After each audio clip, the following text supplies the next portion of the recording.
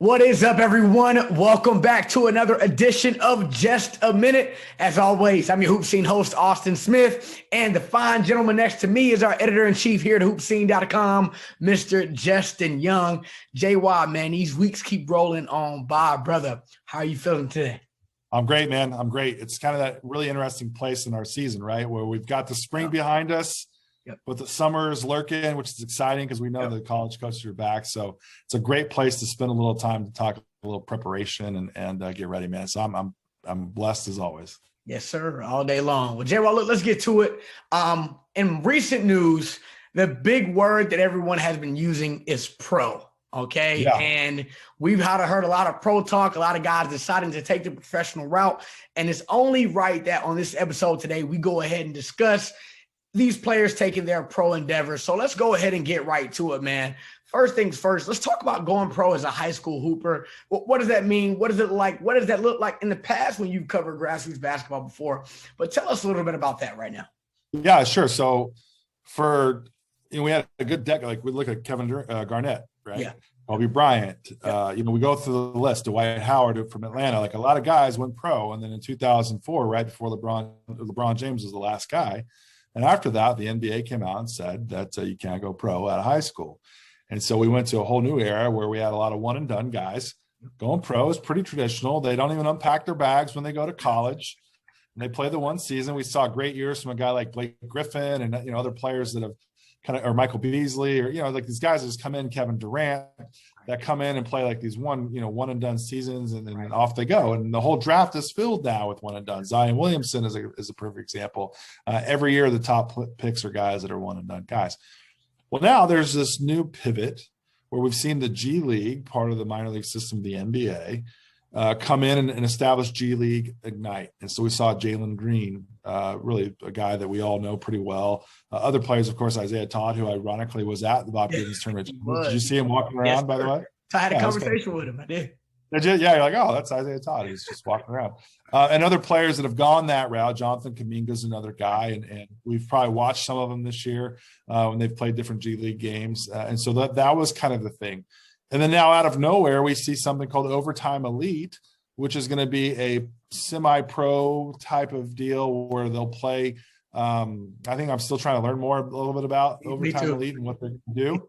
Yeah. But in the last week, they've snatched up 4 amateur players, 2 sets of twins from the state of Florida, the Bewley twins, Matthew and Ryan. And of course, we know very, very well, Amen and Esther Thompson from Florida Pro.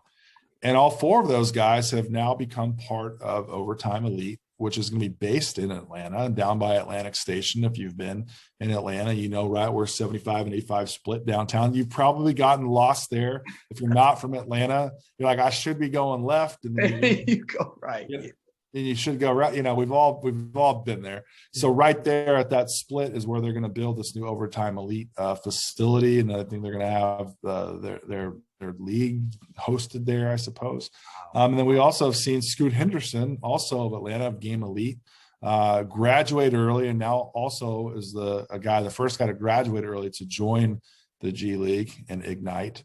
And so you have a lot of things there. So going pro used to just mean, I'm going to take my talents to the NBA. I'm going to go to Duke for 1 year. I'm going to go to Kentucky for 1 year. I'm going to go to XYZ school for 1 year and go pro. And now that's getting flipped on its head a little bit. And we're seeing more and more guys where we saw like Lonzo Ball. Remember, he went overseas and played in New Zealand. RJ Hampton went overseas and played in New Zealand.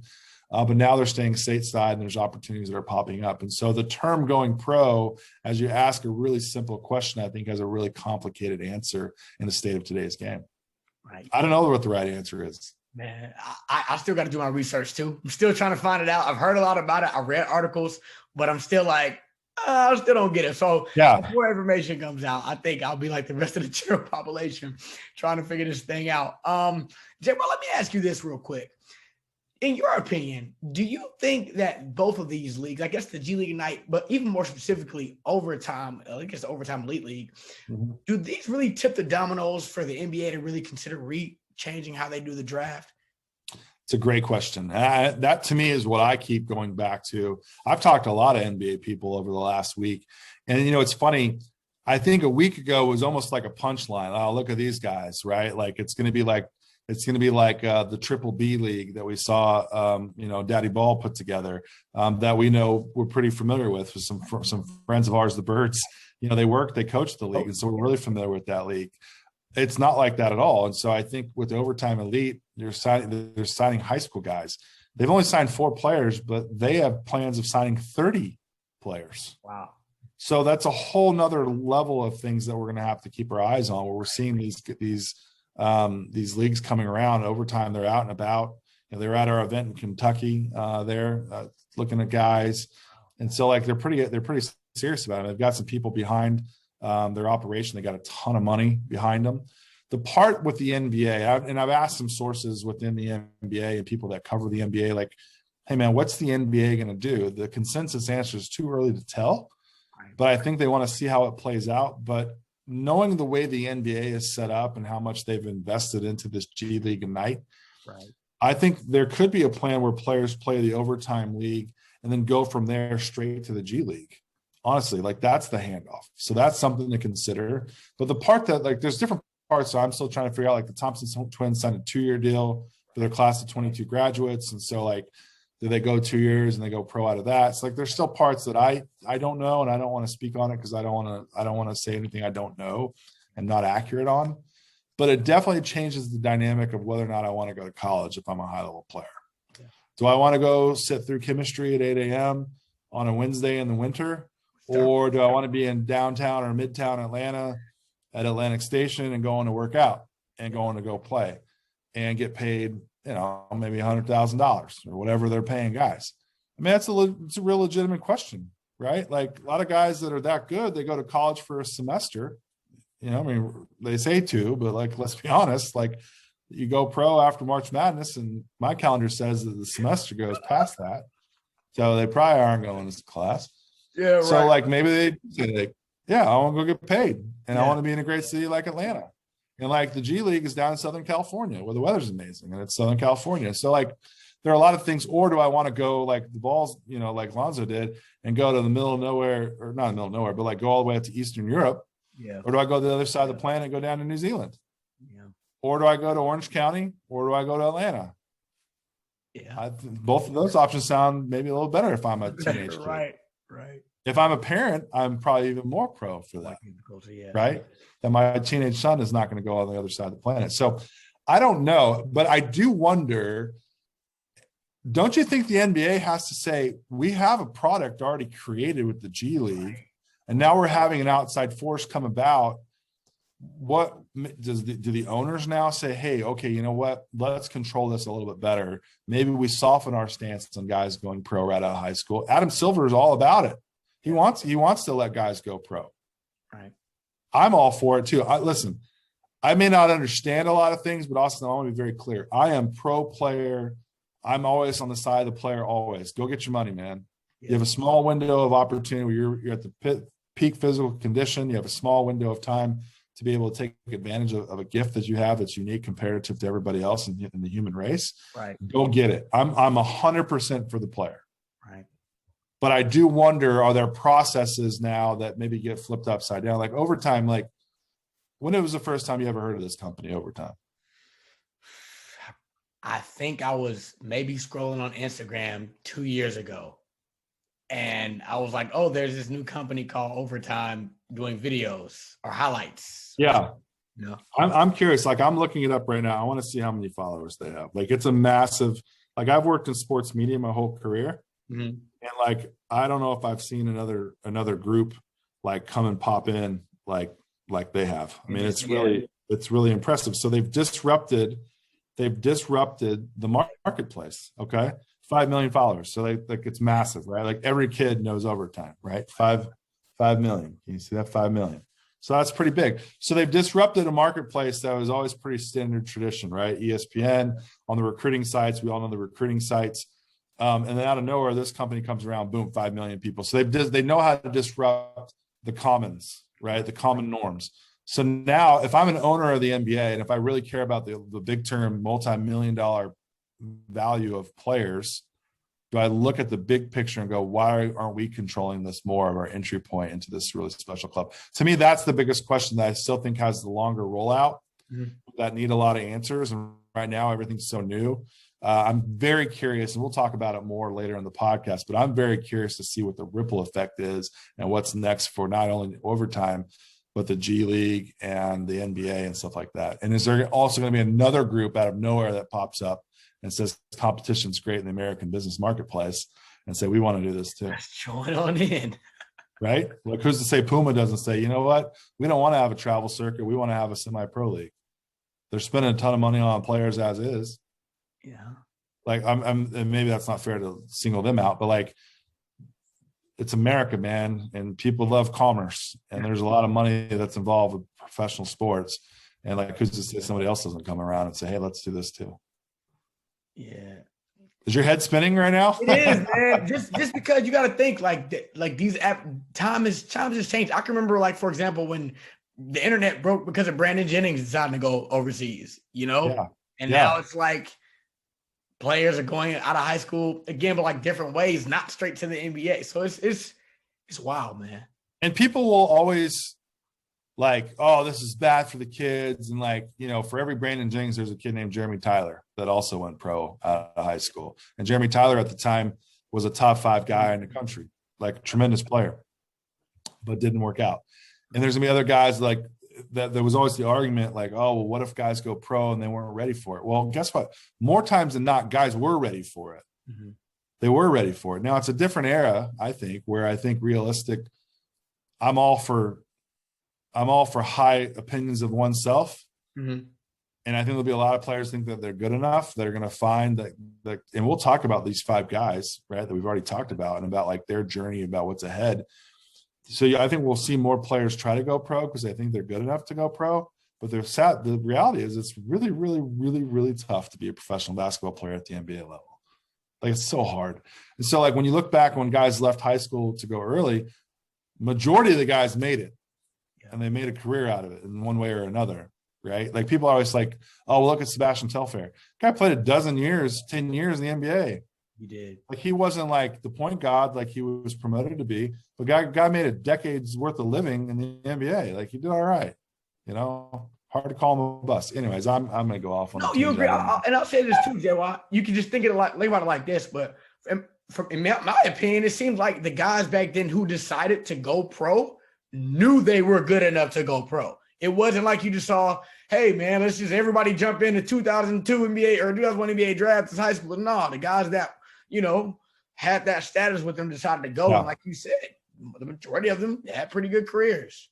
We're in the best place we've ever been, I think, with basketball to help make educated decisions. And there are things that are in place to allow players to be talented enough, be educated enough, okay, to be able to make that transition to a pro level, whether it's the G League, NBA, overseas, or whatever the case may be. Like, we're better prepared now than we've ever been, right, because we've had decades now to see what works and what doesn't. So that part doesn't necessarily worry me, because I think those are already there. But ultimately, you just got to be good enough. I mean, like, that's what it comes down to. You got to be good enough. And mentally, you got to be strong enough. And mature, you got to be mature enough. And you've got to have a work ethic. That's the thing. Every single NBA person I've talked to, they've asked me about these 5 guys we'll talk about shortly. What's their work ethic like? That's the number one question. Will they do the work? It's hard. Like, it's hard to, like, Jalen Green's got the work ethic. Yeah. Like, he's going to be fine because the guy just wants to work and he wants to get better. But like, does he have the work ethic? And you can go back to the guys that didn't make it, that came out of high school 20 years ago, that you can probably go back to that question, probably didn't have the work ethic to go do it. Eddie Curry is probably a great example, a guy from Chicago that was, at the time, like the next Shaq. And now Eddie Curry is like an answer on a trivia question, sadly. So, but anyways, yeah. What? That's a good one, man. Because I was like, he thought Eddie Curry. And I'm like, is this Knicks Eddie Curry? Yeah. Chicago. Yeah. Eddie Curry. Yeah. What player? Like, it's probably like on a game somewhere, right? Like, you play on Friday night. I played with Eddie Curry in my early 2K years, man. Long time ago. So was he good? He was a good piece to have in the paint, Yeah. It was a good body. You can use him, I mean, I wasn't like going, hey, let me go get Eddie Curry on my team, you know, like. Oh, that's not how you started the game. You're like, oh, I'm going to go be the Knicks and build a franchise around Eddie Curry. Never was like that at all. Never traded. Yourself. All right. So look, Jay, well, let's do this, man. Let's go ahead and get to it, bro. As far as we took a weird turn. That's a good one, man. We have a lot of good conversations on this podcast, man. We do. To entertain the audience. Jay, well, 5 players. Okay. And obviously these 5 guys are the top of the discussion, and we'll kind of go through the order. But let's go ahead and talk about the Thompson Twins first. Sure. And shameless plug here because they were in the HoopSeen Association. And I mean, HoopSeen tip off like day one, you saw them and it was like, these guys are for real. It was different. Yeah. And you knew that from the entire, you said the same thing the entire weekend and all the tournaments continuing on. They were the players that everyone had their eyes on. Now they made that decision to be a part of Overtime Elite. Let's talk about them for a second, JY, and what you think that means for them to make that move to go play with Overtime Elite League. Yeah, so I've been thinking a lot about this actually. So again, going back to what Overtime is, their basis is social media. Yeah. And so I thought it was interesting that the 2 players that were probably trending the most in the springtime nationally in grassroots basketball were the Thompson Twins. They played with Florida Pro the majority of the time, but then they played with a team from Texas. I think maybe a team from Illinois, maybe a team out here in the West. I think I couldn't keep up with where they were going and who they were playing with. They played every weekend, and they were trending every stop that they went. Okay, so if you look at things from a stock value, they were the line was going up, right, and it wasn't plateauing. Like it just kept going up and up and up. Right. So I think it was really interesting that Overtime, who thrives on trending, right? They want to create viral content that allows them to be trending. Targeted the Thompson Twins and went after him and got him as like 2 guys they really went after. That being said, we haven't seen anybody over the last couple of years, well, last probably 5 years, that have the chemistry that those 2 guys have.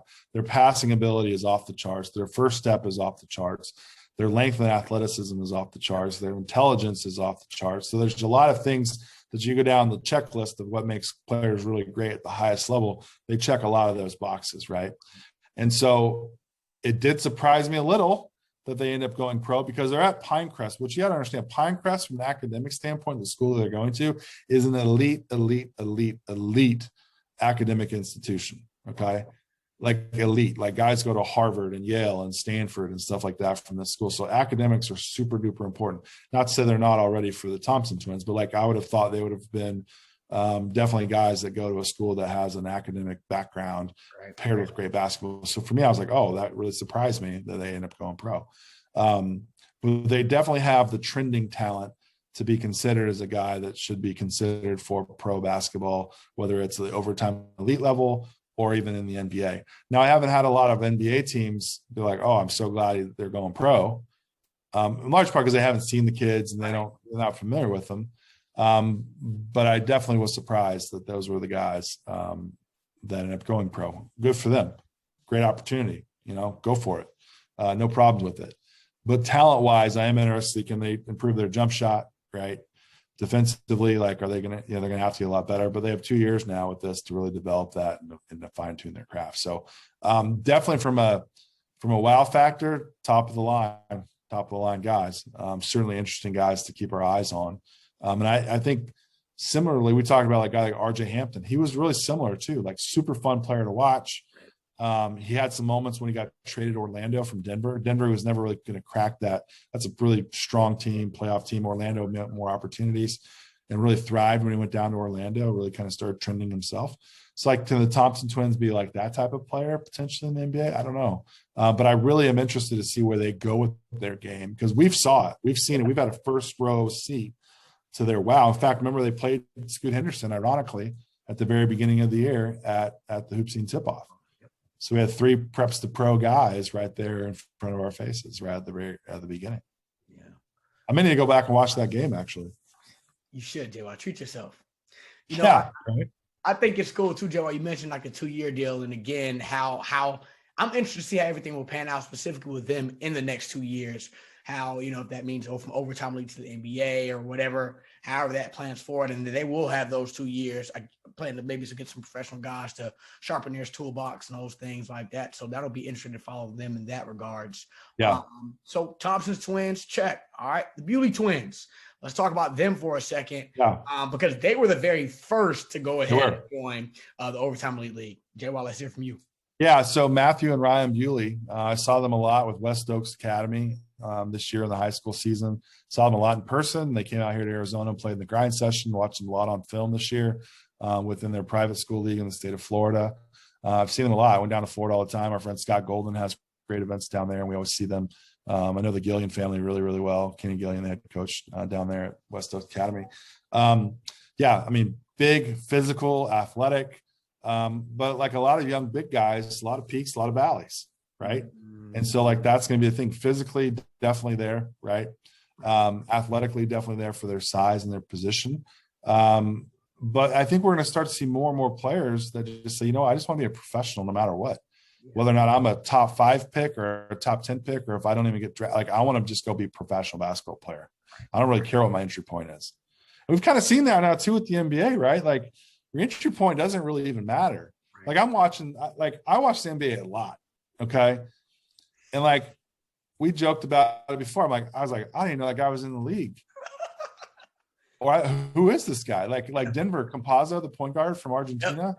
Like I love Argentina basketball. And I was like, I had a couple, I'm like, who is that? Right. Like your entry point doesn't really matter. You can be a 30-year-old rookie and be in the playoffs and like making like unbelievable. Well, I hate to interrupt you. Like prime example for me, and this is like early in my college years. I started, and I hate to use it because it's like the 2K example again.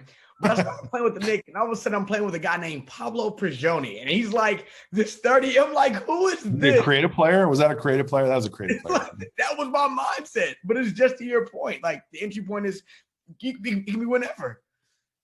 Was he teamed up with Eddie Kerr where he just running pick and rolls all day? I had him in there. He wasn't fast enough, so I probably just took another rookie or somebody that was on the roster and something, man. I was all about minimum contract. Let's just run and dunk, But like for anybody now, like, can you just get there? And what that getting there, that entry point doesn't matter. So Bewley Twins I've seen be really, really, really good. I've also left the gym sometimes going, man, I wish I saw a lot more from those guys. But again, those are class of 23 kids. And so now you've got players that have an opportunity to spend some time within that league to really fine tune their craft. All they're focusing on basketball. And they got a guy, Kevin Ollie, head coach at UConn, guy, played in the NBA, certainly has a lot of experience at that pro level. I think could do a lot of great things for them. It's funny too, Austin, like I was thinking about this.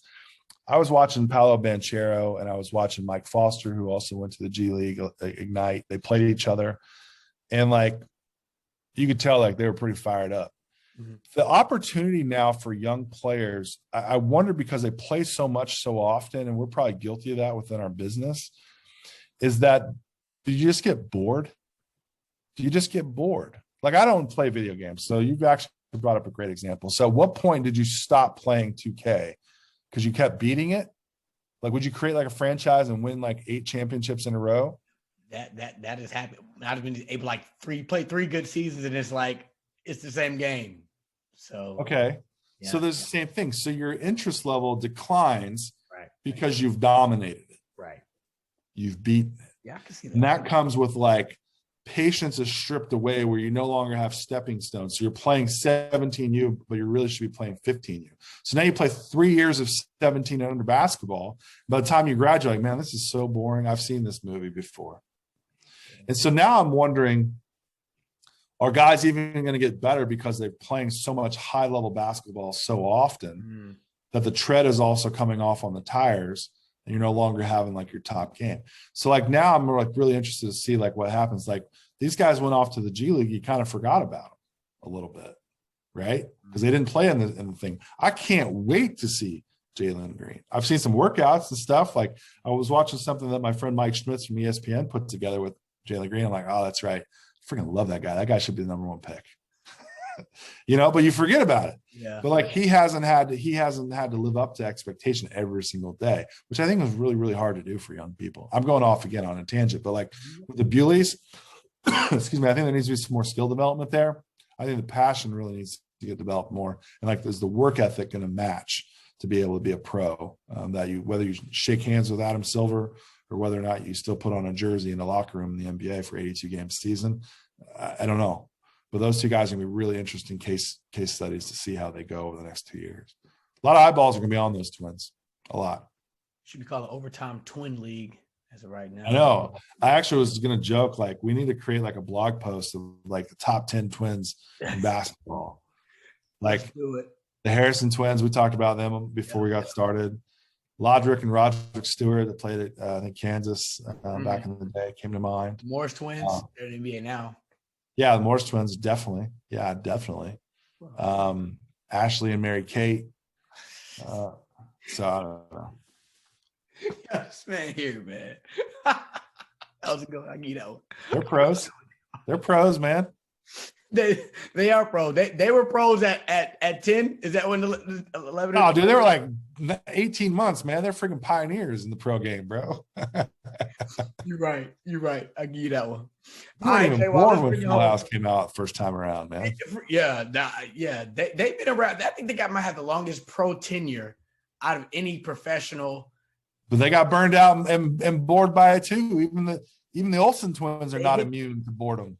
They hit their prime at like 8, and that was like the peak. I think so. Uncle Danny was just too relentless on them, man. Anyways, I don't know why we're going down this road. Let's talk about Scoot Henderson. Totally different route. Totally different route for him, right? And I think, first off, I got to shout out the state of Georgia. Having an Atlanta, a Georgia kid just be the guy to make that first jump, the youngest pro to go to the G League, in the NBA. Like, that's pretty cool, man. And then he's a guy that's been in our events.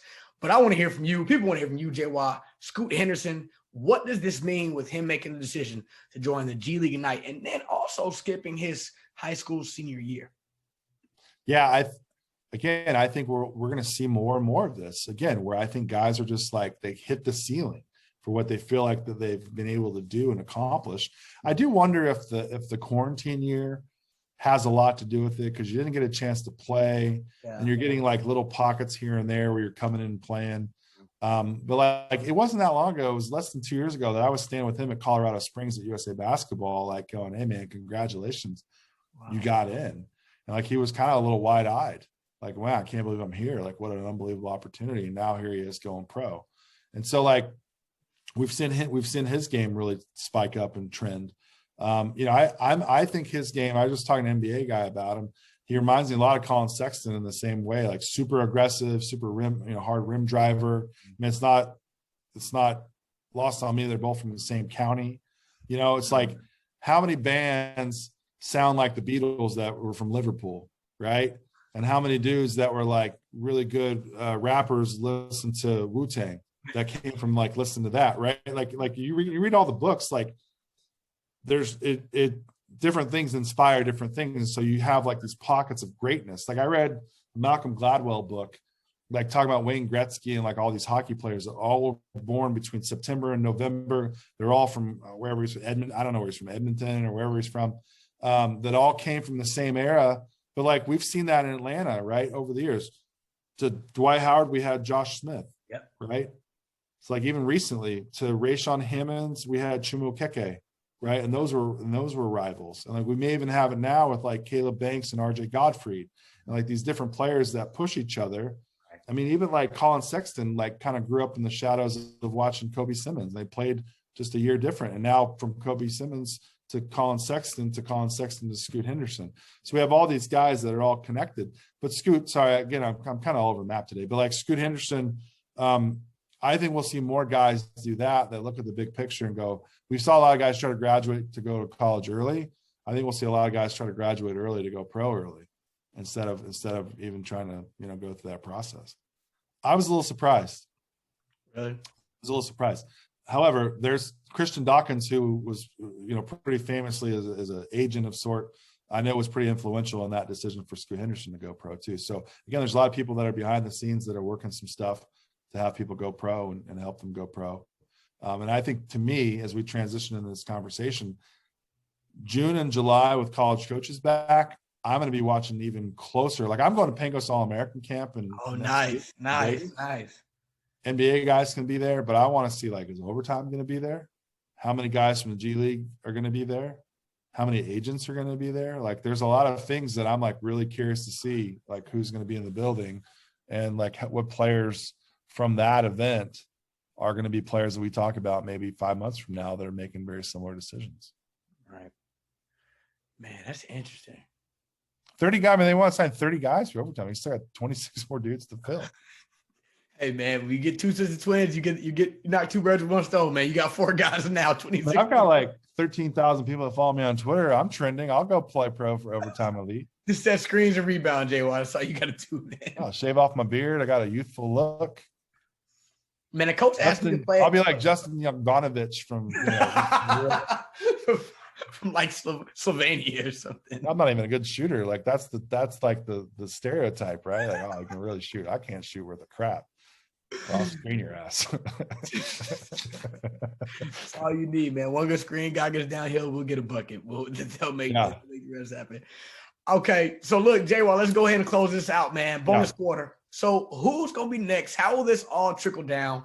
You talked about the Pangos All-American camp in June. And you know, in your perspective, what do the impacts of the guys deciding to go with overtime elite, Scoop deciding to go with G League, how does that impact June and July for everyone with grassroots basketball? I think the microscope was very niche and it was very small. And I think what it does is it really gets even closer. How about that visual? That was really good. Nice. Like we really narrow in our look at like guys like Imani Bates, right? Jalen Duren. You know, both of these guys have made no secrets. They want to be pros as quick as possible. Chris Livingston. Like what happens with the guy who's the peak of trending and Mikey Williams, right? And so like, does overtime elite become more of an entertainment venue? Or does it really become a development thing? And like, those are the things that I want to watch. And I want to see which players go on which routes.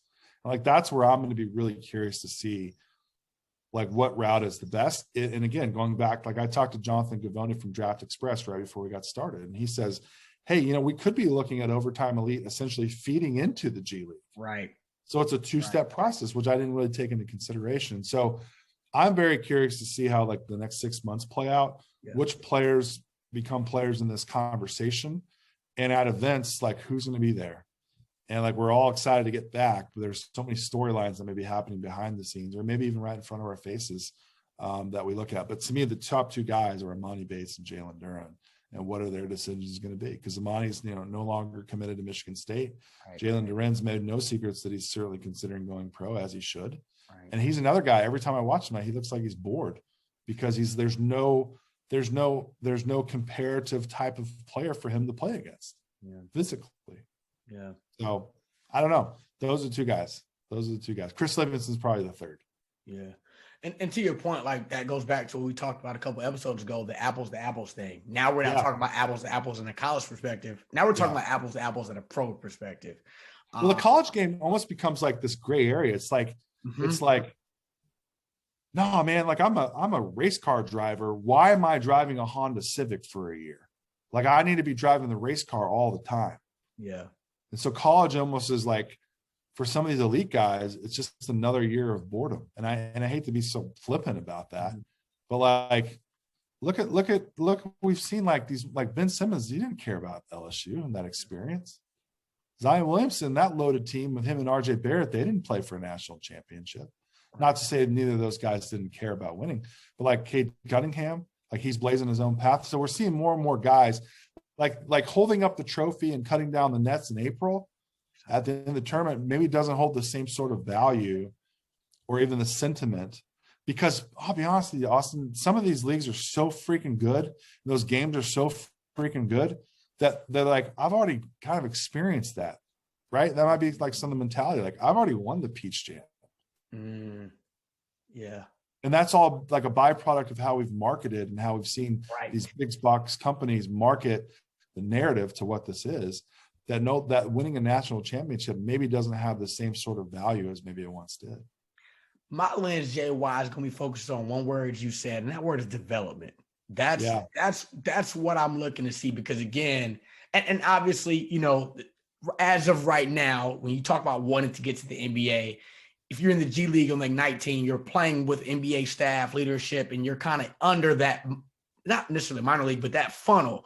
And so I'm interested to see how the Overtime Elite League will match that in terms of helping guys like the Thompson Twins and the Bewley Twins develop their games, and how that turns into maybe go from overtime to G League or whatever, how that turns out. But that's the big word I'm thinking about. What's the development going to look like on each side? Because the guys still need to be developed. They're still teenagers in a sense. Totally agree. If you want to be an NBA player, why wouldn't you go through the route that's owned and funded by the NBA? And if I'm blessed enough to be in that position to go pro out of high school, that's the only route that I'm ever going to consider, because to me, it's the best way. All the intel, all the people you touch, all the opportunity the NBA can come in and work, Right. and see your connectivity. Like, why would you eliminate, or why? And again, maybe I'm wrong. Maybe the Overtime Elite will feed into that. Yeah. But if you want to be a pro, then go to the place that is the pro place. No. Go to the top of the level right away. That's what I would do. Yeah, well, this gets more and more interesting every day, bro. Like, I know, like, it's crazy. I'm gonna have to go read more articles, man. I got to. I'm gonna go down to Midtown too. I'm gonna drive and be like, oh, there's Overtime Elite League. I'll do that for myself. Well, you'll see it when we're all stuck on the connector in traffic, not moving for 45 minutes. trying to get off at 14th Street or something. Yeah, exactly. Exactly. When you're going down the ice skating rink for Christmas, you're gonna see it down there. So, anyways, this is a good conversation. There's a lot to talk about. I think the crux of it is there's still like a lot of I don't knows. Yeah. We just have to watch and be patient. But number one, happy for those guys, man. Right. You have an opportunity to do something for yourself that not a lot of people get to do, and that's be a professional paid basketball player.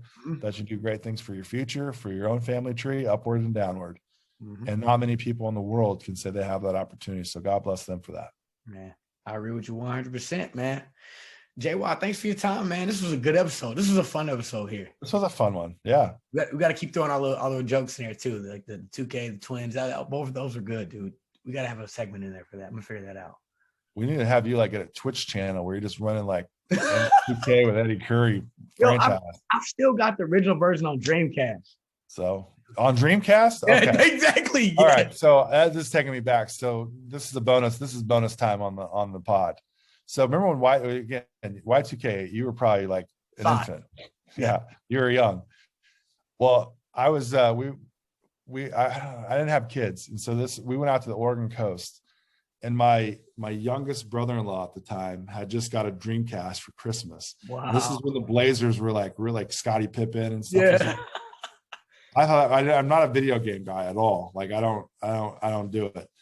But I remember I got through Y2K because all we did is it was so cold outside on the Oregon coast, and we just played Dreamcast. And I'll be darned if Arvydas Sabonis and Scottie Pippen just had dudes left and right. I was like, this is the greatest. We can all die and do a 2K, and I'm cool because I dominated that thing. So you talk about Eddie Curry franchise. I mean, I was thinking in my head, Dreamcast was where I would last play video games. And you don't mess with those Blazers late 90s, bro. They were the team to beat, dog. They were the team to beat.